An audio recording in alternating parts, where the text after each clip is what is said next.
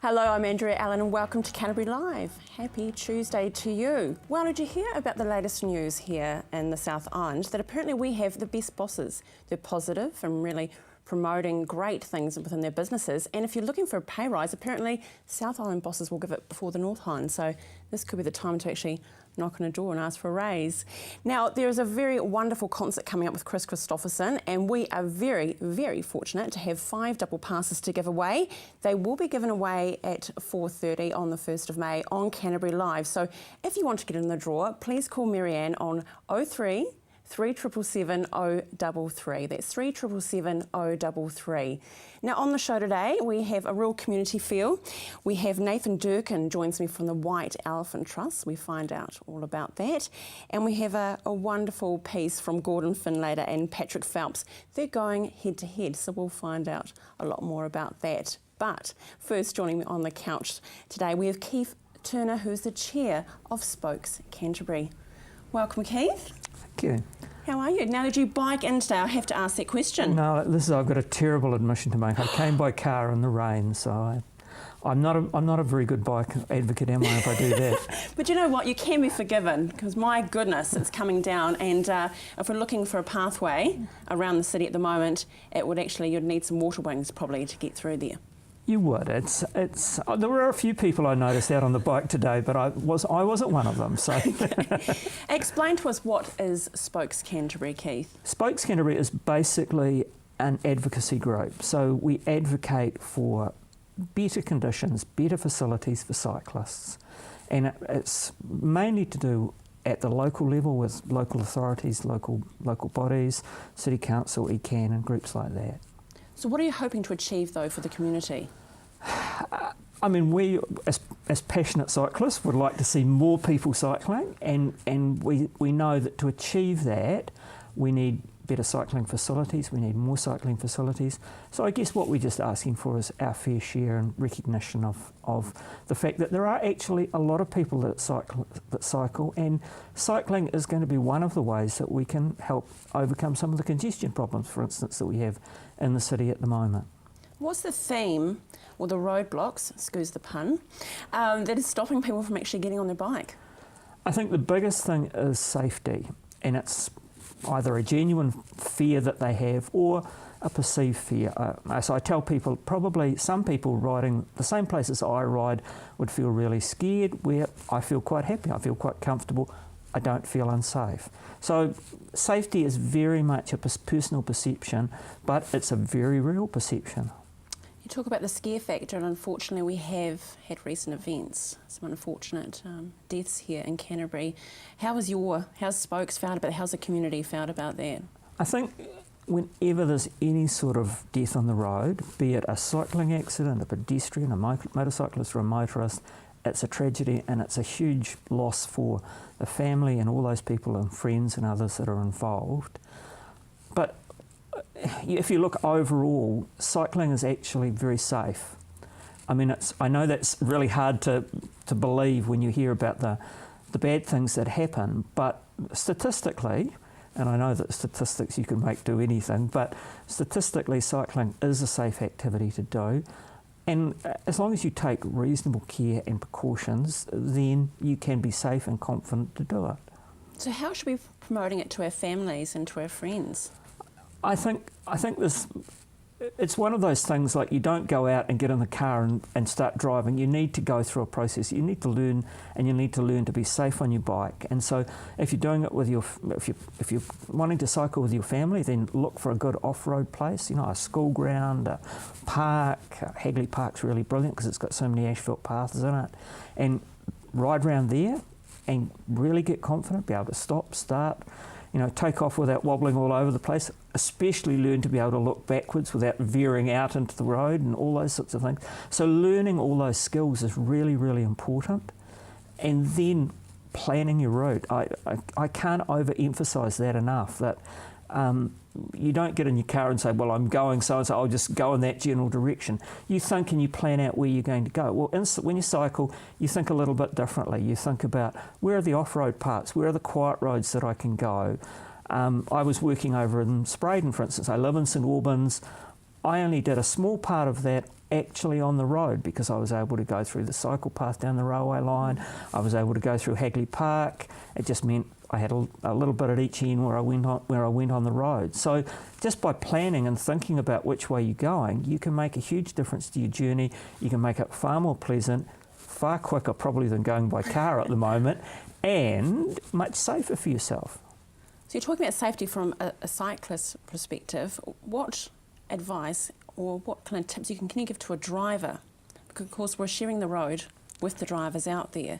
So what are those things that drivers should be looking out for? In some ways the same thing applies to all road users, but it's being totally attentive, not being distracted, and I mean I'd say about cyclists not to have the earbuds in, not talking on the cell phone, not being as undistracted as you can by the children in the back seat and all those sorts of things, because it's often in those moments of inattention where tragedy happens, and it can be the cyclist's fault or it could be the driver's fault. But it's basically being alert and being considerate and thinking about the other person that's on the road.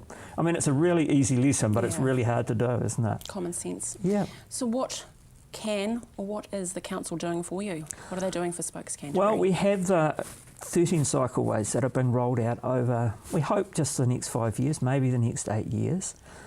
And from everything we've heard and we've been told, and we've met with the council and we've talked about it, it looks like they're going to be pretty jolly nice when they're done. We're just hanging out for them to be started. But we also realise that there's a lot of planning that needs to be done, and there's a lot of careful preparation, and there's going to be a lot of probably debate along the way, because it's going to involve some loss of some parking spaces and some changes in street layouts and things like that will take time to get used to. So that's the thing that we're all waiting for. We're all hanging out for and hoping that they happen as quickly as possible, and they will make a big difference. They're going to be designed so a 10-year-old can safely ride on them. And hopefully they'll connect with some schools, so maybe we have a few less cars and mums picking up children after school. Maybe they'll walk or ride or come and collect their children that way themselves. So it's exciting. That's really exciting to have happen. So how about if we're watching today and we think, this is an organisation I'd really like to support or get on top of, how can we reach you? The best way to do it is through our website. We're just in the process of updating our website, so our old website's sort of losing some of its functionality and our new website's not quite up online, but we have a monthly newsletter and we love people to subscribe to that. We have quite a lot of other interesting things that come up on our website of things that are happening cycle-wise around the city. There's a whole lot of other things that you can look at. There's a blog site called Cycling in Christchurch, which comes out every Monday and has articles specifically about Christchurch and cycling in Christchurch, written by interesting people. I'm not one of them, so I can say that quite safely. I don't know about that. And I mean, it's just, dear old Mr. Google's wonderful. Just get in there and put cycling in Christchurch, and you'll be amazed what you'll come up with. Yeah, you're dead right. Hey, thanks very much for coming in today, Keith. I think we've all learned a little bit more, and I guess the main theme is tolerance. Absolutely. A little bit of understanding goes a long way. It certainly so all does. the best to you in Spokes. Thank you so much. Now join us after the break and we find out about the White Elephant Development Trust.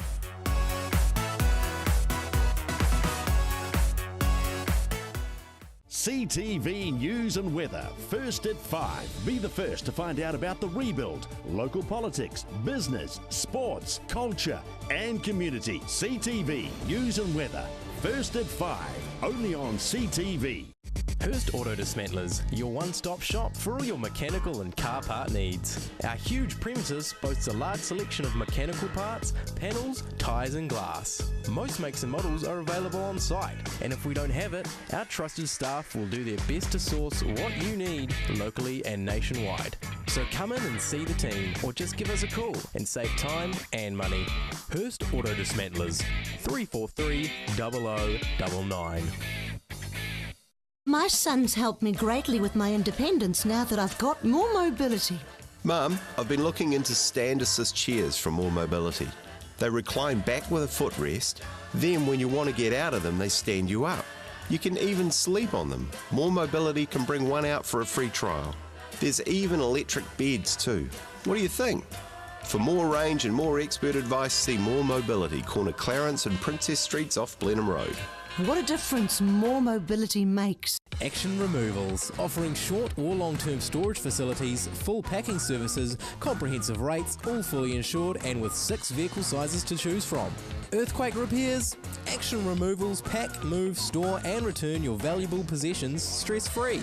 Action Removals, a family business that has been operating in Christchurch for over 10 years. Action Removals, your one-stop removal service on time, every time. 0800 222 526. Located at the foot of the Port Hills, Berrymead Golf offers a spectacular location for any occasion. Make your dream wedding a reality with private use of our green function room, outdoor garden courtyard, large marquee and stunning gazebo. Or for your next conference, enjoy the relaxed atmosphere of Berrymead Golf, offering a private, spacious conference room with special deals to make any break a true break. All with customised catering from the Wow Cafe. Ferrymead Golf, 50 Ferrymead Park Drive, right next to the Ferrymead Heritage Park.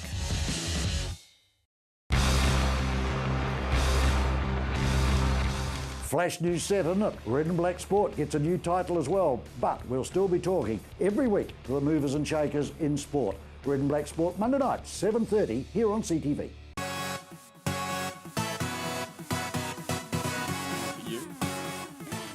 Welcome back to Canterbury Live. I'm Andrea Allen and I'm joined by Nathan Durkin from the White Elephant Trust. How are you? Yeah, really, really good. Thanks. Did you bike in? I said I did, but I didn't actually bike in. I took the van. Yeah. You can be forgiven, that's all right. Now, Nathan, we're going to share some fantastic news about the Trust in a little minute, but explain to us exactly what White Elephant is.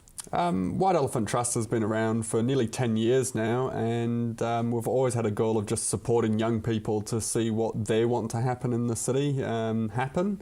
We've always believed that even like as 23 or 24-year-olds that we're too old to know what's good for young people, so that they should always be in the driving seat of deciding what they want, and then we all know that young people can do with a bit of support from behind to make those things happen. So we're really trying to support groups of young people to see their dreams come true for the city. We've previously umbrellaed the Christchurch City Youth Council. We run drug and alcohol-free parties for young people that are designed and delivered by young people. We've got a DJ school that's youth-led and stuff, so lots of stuff that young people want to see happening. And we're also looking for new ideas, so if there's young people out there today who are interested in running a community project, or they might be really good at something that they want to share with their peers, we can sort of put some support around them and give them a space to do that in, and yeah, just sort of really give them some guidance around making their dreams come true. So it's not all about a career advancement or where they want to go, but also supporting them. It's very much about the community as well. So one of the groups that we've got is a free running group, and they're just starting up, and they're amazing at what they do. But they what's free running? Free running is it's come from a French thing called parkour, which translates to free running, I think. And you might have seen it on TV in the movie James Bond Casino Royale. There's a big sequence where they're running after each other and they're doing like flips off these buildings and like free climbing buildings, and they jump from roofs to roofs. And wow, okay. And yeah, so that's something that's really taking off around the world. Red Bull are really behind the free running scene, but in Christchurch there's probably like a handful of dudes who are quite good at it, and they want to share that with other young people and train them how to be good free runners. So we give them a space in our building 2 nights a week, and it's free for them, you know, so they just get to invite the community down and people can come and see what it's about and that's incredible. Learn about it a little bit. Yeah, great. And you talked about other youth, like helping, maybe mentoring others as well? Yeah, totally, because often young people can be really good at the thing, you know, like we've worked with a world champion breakdancer before, and amazing, you know, like doing flips and spins and head spins, but being amazing at it doesn't make you a great teacher of young people or program designer for Oscar programs or whatever. Yeah. So we help them with that more administrative stuff on the back end, how to raise funds to support their project and all that boring stuff that you don't really the boring want to do. fun thing, you need it though, don't you, Nathan? Yeah, totally. And you had a letter arrive in the mail today. Can you tell us about that? Yeah, it's really exciting news. I just want to give a big ups to Canterbury Community Trust. We had our funding approved today, so they've donated $20,000 to see this youth venue at 442 Chewham Street that we're setting up at the moment be set up and there for the young people of the city. So yeah, just really big thanks to Canterbury Community Trust. And big ups to them. It's awesome. Yeah. But you're still looking for another 10,000, is that correct? Probably a little bit more. We're looking for probably another $60,000 or $70,000 to cover our lease for the first few years, just to make sure that it stays there. And we're approaching a number of pub charity groups like the Lion Foundation and New Zealand Community Trusts, and also if there's like private sponsors out there who would be keen to sort of support young people in the city, we'd be really happy to hear from those guys too. And resources are okay too if they can't provide the money, if they've got maybe some useful tools or resources. Sure. We're looking at building some rooms, so if there's any builders out there who want to support us with some stuff, or Mitre 10 if they want to give us some materials for building these practice booth sort of things. Let's talk about the location. Cool. So it's 442 Chewham Street. Where can we find it? What's it near to? It's sort of down in Phillipstown, so it's just one block away from Fitzgerald Ave. It's on the corner of Phillip Street and Chewham Street, and it's in a block with like a chiropractor, boxing gym and a dance school and stuff, so there's lots of activities happening around there. We've named the building at 442 Chewham so that people can't get mistaken about where it is and what the address is and stuff. So if you're young and you're interested in maybe DJing, parkour, poetry, hip-hop stuff, breakdancing, or you want to run a project yourself, just pop down and see us and check out what's going on. And we're also looking for young people who want to run after balls for their schools as well. Okay. So after balls have traditionally been a really harmful space where kids get really blind drunk, and I think last year there were some police cars flipped over at one of the schools after balls. I won't name the school, but we would like to see that be a really safe time for young people, but also a fun time. So we have a building for hire. If you're interested in running your school's after ball, there's an opportunity to make some money out of it and learn how to run safe parties for your peers and have a really great time and sort of be that person who ran your after ball, you know. So what are we looking at for costs though? Because it could be something that may put persons out there that maybe can't afford to come along. What are we looking at to be a part of it? The costs are really, it's a bit of a Robin Hood thing, you know, like if you can afford to pay for it, we'd like you to pay for it, but our passion is seeing positive stuff for young people happen. So if you've got no money, we will do it for free in the end, you know. We want to see the positive action happen. We don't care about the money, but at some point we need the money to make it all work. So if you can afford to pay for it, sweet. If you can't, we'll make it work, yeah. That's tremendous. Well done. And you've also got a Facebook page as well. I've got that facebook.com/@442.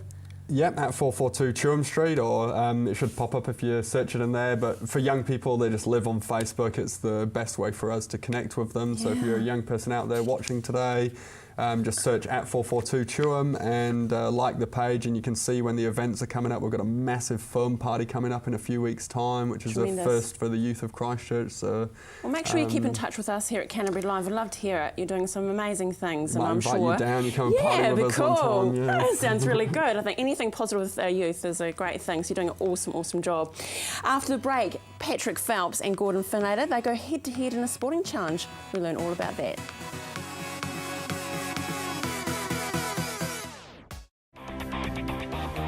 Immersed in the unique cultural highlights Germany has to offer every Tuesday night with Discover Germany. Tuesday at 7 p.m, right here on CTV. Have you seen something you like? You can purchase a copy of CTV's own shows so you can watch them again and again.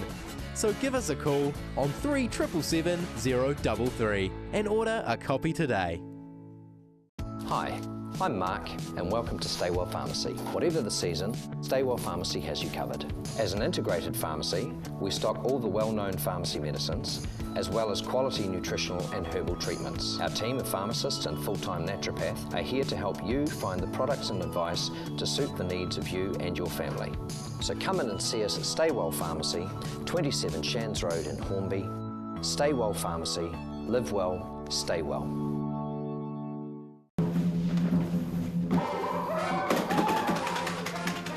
Avoid the monkeys when it comes to relocating. Trust A1 Movers, a family business since 1993 that guarantees a professional job every time. We carefully handle and wrap your valued items, ensuring they have a safe journey. Secure storage and insurance options are also available. A1 Movers, the careful, caring moving company. Oi!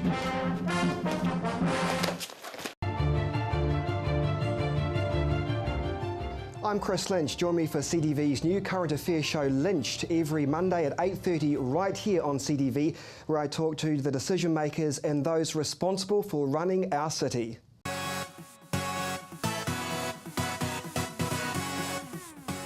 Welcome back to Canterbury Live. Well, it's time to hit the tennis court. We're with Gordon Finlater and Patrick Phelps.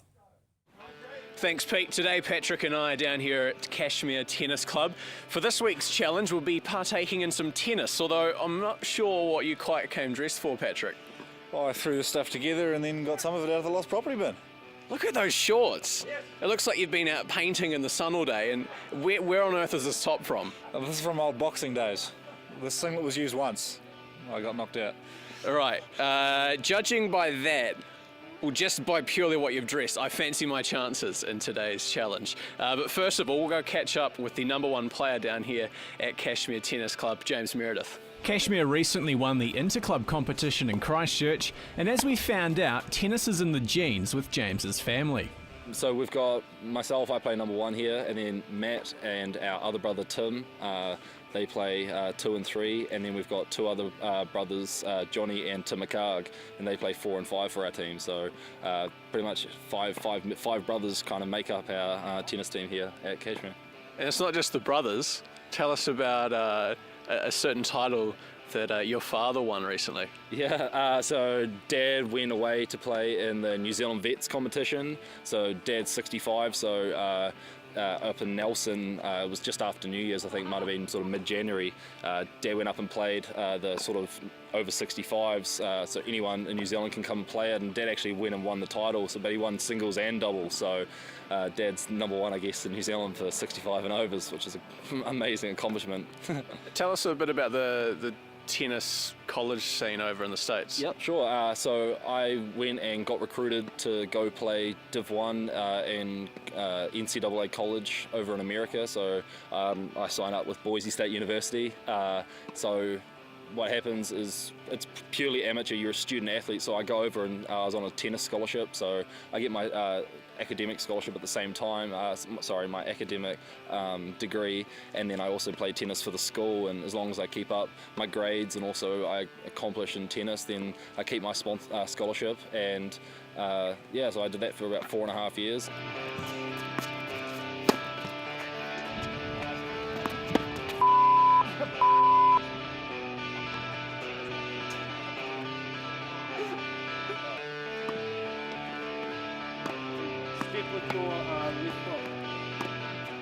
All right, now Patrick and I, the main objective of coming out here today is to take on each other in a tennis challenge. I'm not sure where Patrick is. He's probably off somewhere absolutely failing at hitting balls. But what we'll do is we'll go have a wee practice, and you can give us some tips on what it is exactly that we're doing wrong. There's probably going to be a lot of wrong things. Sounds good. James dealt out instructions like a pack of cards, and we were good to go. Well, as good as we could be. All right. So rule #1, don't drop those rackets because they're mine, they're actually quite valuable. 2, make sure your shoelaces are done up, okay? And 3, try not to embarrass yourselves, okay? People are going to be watching this. So we were safe on the first 2. Are you ready? Are you ready? Yep. Are you ready? Oh, no.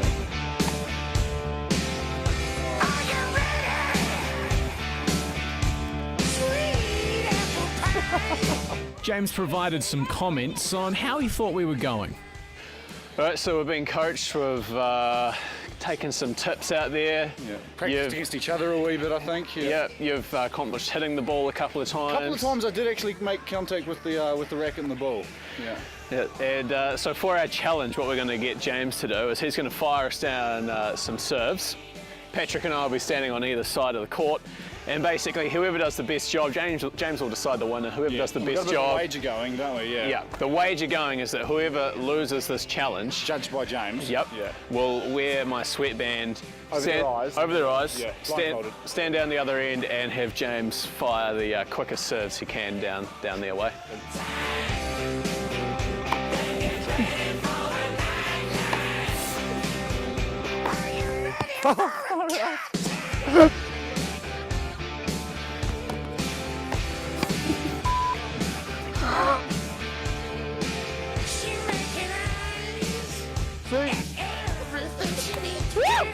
All right, we can't really decide, and James is a bit impartial as to who's getting to wear the sweatband, so we've decided we'll let our cameraman decide. And he's going to decide which of us has to get pelted. Oh. That's probably no surprise, to be honest, Patrick. Right, okay. So I'll grab you, because you're not going to need this. Okay. Let's face it. What are we going to do? 3 balls? I mean, that's hit over that fence, so... Well, not all of them are going to have a chance of hitting, so we'll put that over there. There we go. What side do you want them on, James? Which side are you fastest on? In the very middle, in the middle of the tee. So we'll stand you there. You're just going to point this way. Yeah. Probably, yep. Put your hands there. No face shots.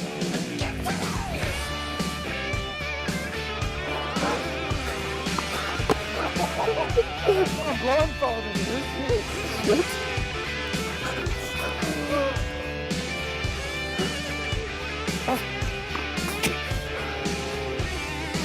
No, that's it. James, feedback. Yeah, it wasn't too bad actually. I feel bad kind of now hitting you, but at the same time it was quite funny at that moment. How was it, Gordy? I'm glad that I didn't end up wearing the headband. And I'm glad that I got to discover, just for future challenge references, that Patrick's hand-to-eye coordination leaves somewhat to be desired. Yeah. Pete says we have to find a sport we're good at soon, which it'll be a long road, so you'll get to see a lot of sports. You're probably going to have to try and get me back and organise a boxing challenge or something. But I think that's tennis done for now. I think we can take positivity away from that sport. Really good sport, can see why you love it. And we can see why Patrick doesn't play it.